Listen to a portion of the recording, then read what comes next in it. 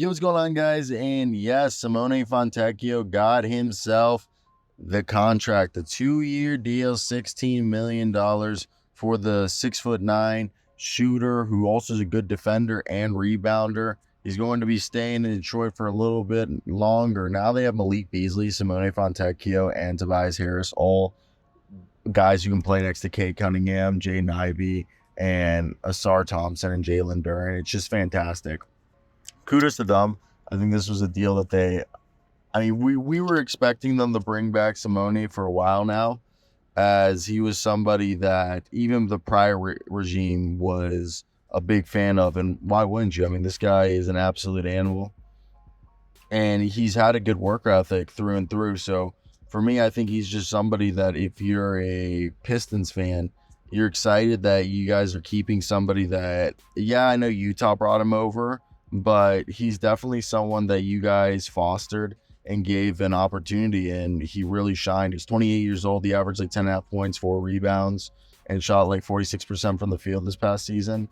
So it was really, really good numbers for a guy like that. I want to hear your guys' thoughts. What did you guys expect from Simone? Were you guys as surprised by what he was able to do this season? Personally, I wasn't, necessarily surprised by Simone because I knew I remember when the Utah Jazz brought him over, their whole thing was like, oh, the reason why we signed him was, in our opinion, he was the best remaining free agent like 2 years ago. So I think it just goes to show that they're in a situation where they believe that Simone Fontecchio, again, in my opinion, was probably one of the best, if not the best, remaining forward on the market. And he averaged 15.5 points, 42.6% from three in the 16 games he played for the Pistons after arriving from Utah. So I think this was a good deal. Trajan Langdon, noticing talent when it's available.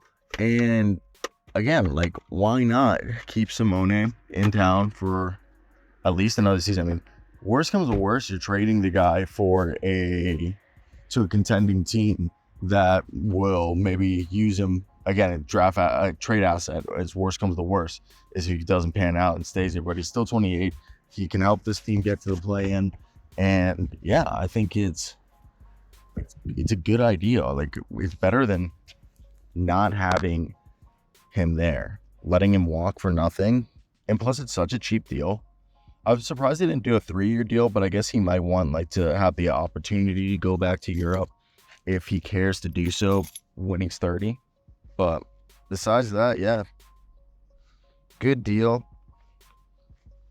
Now, does that mean starting lineup: Kate Cunningham, Malik Beasley, Simone Fontecchio, Tobias Harris, Jalen Duren, or Tim Hardaway Jr. in there?